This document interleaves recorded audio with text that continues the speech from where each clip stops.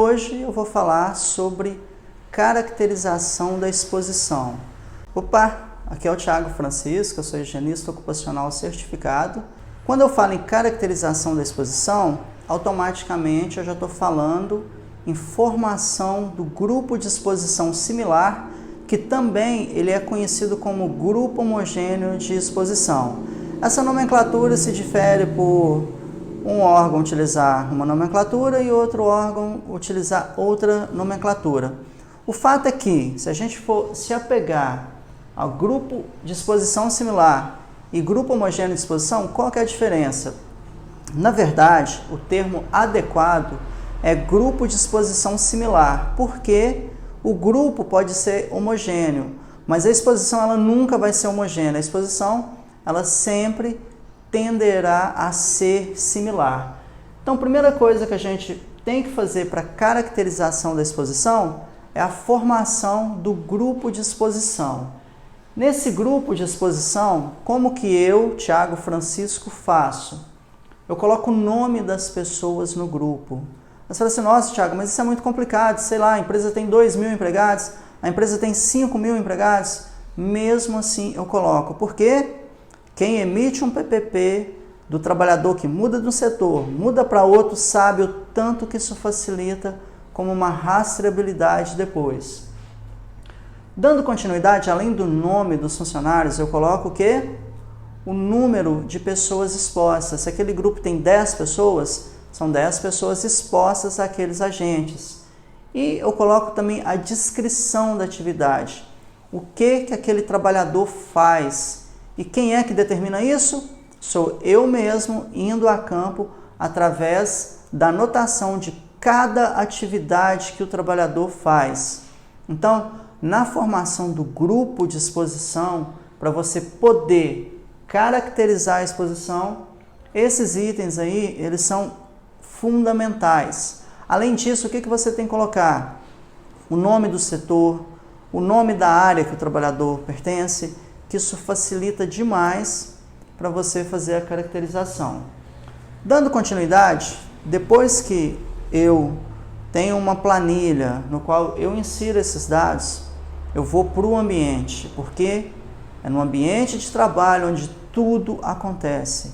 Aí eu vou no ambiente com a minha prancheta de anotações e aí eu vou olhar as características do ambiente, como que aquele ambiente é, qual que é a estrutura dele, se é container, se é madeira, se é uma oficina, se é aberto, se é semi-aberto, se é fechado. Então eu vou verificar quais são as características, se é telha de aço galvanizado, se é laje.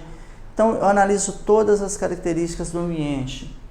Além do ambiente, eu vou verificar os riscos. Quais são os riscos que o trabalhador está exposto? Dentre esses riscos, eu vou analisar quais? Os riscos físicos, os riscos químicos e os riscos biológicos. E cada um desses agentes causadores de riscos, eles têm as suas particularidades. Por exemplo, risco biológico. Eu tenho um vídeo que eu gravei falando o que é um risco biológico, porque a NR9, que trata do PPRA, ela fala lá em fungo, bactéria, protozoário e outros. O problema é esse outros aí, o que pode ser um tanto de coisa, inclusive animal peçonhento, pode ser planta, pode ser um tanto de outra coisa. Mas isso daí é um assunto que está no outro vídeo, eu não vou detalhar ele aqui agora. E a questão dos riscos químicos. Os riscos químicos também têm muita particularidade, assim como os riscos físicos também. Então eu analiso o ambiente, analiso quais os agentes físicos, químicos e biológicos o trabalhador está exposto naquele grupo, realizando determinadas atividades, analiso como que é essa exposição. Aí entra uma das partes mais importantes da higiene ocupacional. Lembrando que a caracterização da exposição, ela corresponde às etapas de antecipação e reconhecimento. Principalmente quando você vai na área, aí sim que é a etapa de reconhecimento. Se o trabalhador fica exposto a um determinado agente, a primeira pergunta que eu faço, qual que é o tempo que ele fica exposto? São segundos, são minutos, são horas, é meio período, é a jornada inteira. Então, a primeira pergunta que eu faço é essa. Segunda, quantos dias na semana ele fica exposto a esse agente? Quantas semanas no mês ele fica exposto? Quantos meses no ano ele fica exposto? E isso daí é necessário muito conhecimento técnico. Por quê? Se de repente eu falar para você que o trabalhador fica exposto apenas algumas horas por ano a um determinado agente, eu vou poder descartar essa exposição? Dependendo do caso, não. Imagina se for radiação ionizante essa exposição dele. Então ela passa a ser significativa, ainda que seja uma exposição de algumas horas por ano. Então o higienista ocupacional, ele tem que estar atento a qual que é a gravidade do risco que ele está analisando. E feito isso tudo, que vamos chamar da primeira etapa da pré-caracterização, aí você vai para a parte que é fundamental e indispensável. Você vai conversar com os trabalhadores. Você vai entrevistar o trabalhador. Quais as perguntas que você vai fazer? Como ele faz aquela atividade? Quanto tempo ele gasta fazendo aquela atividade? Se é somente ele que faz aquela atividade? Se sempre ele tem ajuda ou se quase nunca ele tem ajuda para fazer aquela atividade? E aí você vai anotando isso tudo, porque o trabalhador é que vai fornecer para você as informações mais importantes que você precisa para fazer uma caracterização da exposição. É o trabalhador que está ali no dia a dia que vai te informar e você vai ter que ter inteligência de fazer algumas perguntas-chave para ele. Que muitas das vezes o pessoal que está envolvido no processo, eles podem achar que alguma resposta ou algum comentário dele não vai ser relevante, mas aí você vai ter que treinar, induzir ele a responder as suas perguntas de maneira que você vai aproveitar elas para a sua caracterização da exposição. Depois que você conversar com o funcionário, com o empregado, você vai ter que vir e conversar com o supervisor dele. Por quê? De posse do que o trabalhador ele mencionou para você, quais as tarefas, quais as atividades que ele faz, aí você vai ter que conversar com o supervisor dele para ver se realmente é para ele fazer aquelas atividades e se de fato ele faz aquelas atividades. Ou seja, você vai ter que ter a validação do supervisor. E você lembra que no início eu falei que eu faço a descrição das atividades? Depois que eu fiz a descrição das atividades, aí é que eu vou conversar com o departamento pessoal, com o setor de recursos humanos. Porque lá no recursos humanos, eles também têm a descrição das atividades, mas para mim, na caracterização da exposição, o que importa para mim é aquela que eu fiz. Porque muitas das vezes, o que a gente chama de tarefa prescrita, não é a mesma coisa que a tarefa realizada. O que eu quero dizer com isso? Muitas das coisas que está escrito pelo departamento pessoal ou pelo recursos humanos, não é de fato o que o trabalhador faz. Então, nesse caso, eu tenho que verificar, dando prioridade para aquilo que eu anotei, para aquilo que eu observei no campo. E por que a gente tem que ter uma ligação muito grande, uma ligação muito forte com o setor de departamento pessoal ou recursos humanos? Porque, por exemplo, quando você fala a função, o cargo mecânico, muitas das vezes para o departamento pessoal, para os recursos humanos, que na maioria das empresas eles ficam mais focados só nos ambientes administrativos, para ele mecânico é tudo a mesma coisa. Mecânico é mecânico. Para a gente da área de higiene ocupacional, mecânico ele pode ser mecânico montador, ele pode ser um mecânico industrial, ele pode ser um mecânico lubrificador. Então, a gente não se apega a nome do cargo, mas a gente se apega a realmente a tarefa que o trabalhador faz. Então, na sua caracterização da exposição, você vai ter que considerar tudo isso daqui que eu falei. Dando sequência agora, próxima apresentação, eu tenho que pedir para você uma atenção especial para os agentes químicos, porque na caracterização da exposição você vai ter que determinar prioridades. E essas prioridades, como que elas são definidas? Você vai fazer um agrupamento de quais os limites que cada substância química tem e quais as consequências que ela pode causar. Por exemplo, você está fazendo a caracterização da exposição e lá tem 50 agentes químicos, 50 substâncias químicas. Como que eu vou fazer essa triagem? Como que eu vou separar? Primeiro, você vai separar as substâncias que têm limite TWA, que é a média ponderada no tempo, as substâncias que têm limite STEL, que é a média ponderada no tempo para 15 minutos, as substâncias que têm limite teto, ou seja, aquele valor que não pode ser ultrapassado em nenhum momento da jornada. Vocês podem observar que essas duas aqui começam a ter mais relevância. Você vai verificar se a substância tem limite de superfície, se a substância tem limite para misturas, e aí você vai ver que tem uma série de limites. Aí você vai ter que agrupar de acordo com a prioridade desses limites. Aí, o que você vai avaliar primeiro? O que é mais grave? A substância que só tem TWA, a substância que tem valor teto, ou então uma mistura que ela tem um outro limite diferente. Então você vai ter que avaliar tudo isso. De posse dos limites, aí você vai ter que pesquisar se essa substância ela tem características teratogênicas. Por quê? Se essa substância é uma substância teratogênica e você tem mulheres em idade reprodutiva trabalhando nesse ambiente de trabalho, você vai ter que ter uma atenção especial com a exposição e comunicar a medicina do trabalho, a parte de saúde ocupacional, esse caso de você ter substância teratogênica, mulheres em idades reprodutivas com exposição. Isso é muito sério, tá? Se a substância ela é mutagênica, ou seja, se ela causa mutação gênica nas células, você também vai ter que dar um tratamento especial.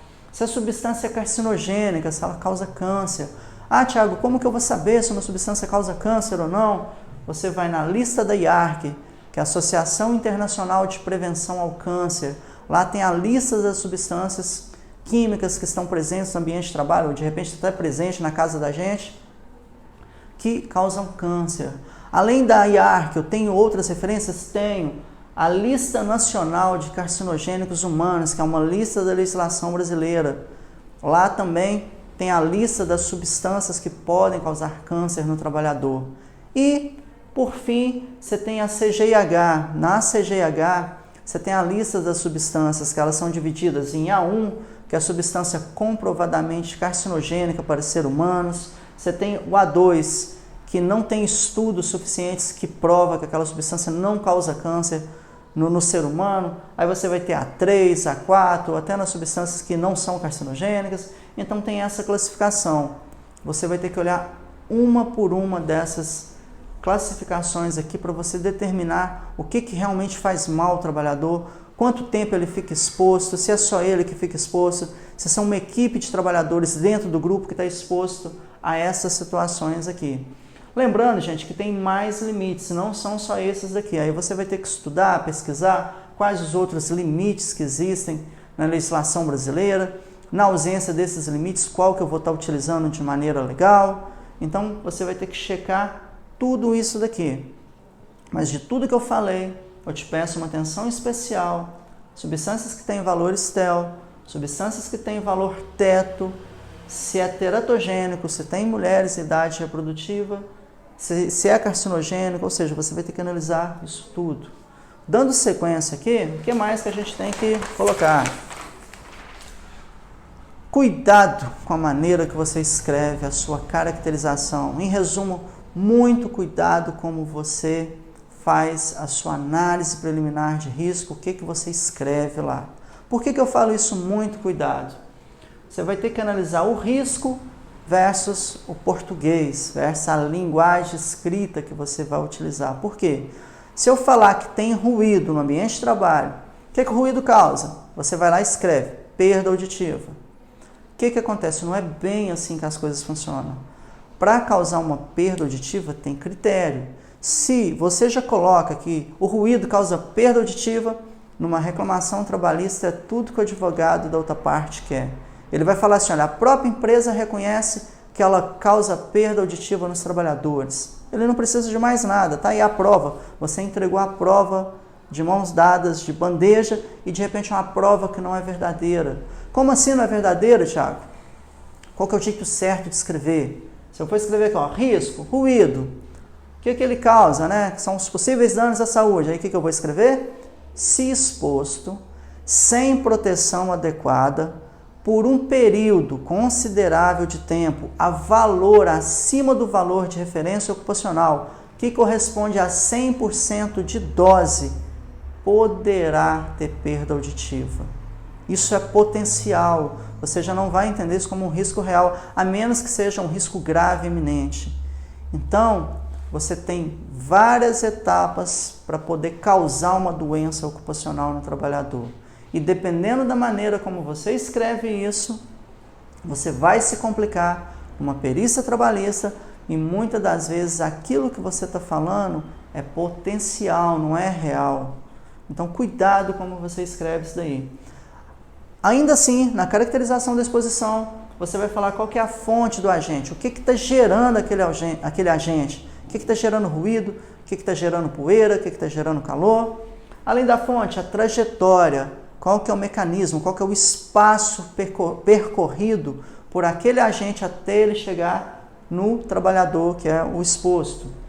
Qual que é o meio de propagação, se é o ar, qual que é o meio de propagação daquele agente, se é o contato direto pela pele, se é o ar, então você vai ter que colocar qual que é o meio de propagação. E também você vai ter que colocar lá os possíveis danos à saúde.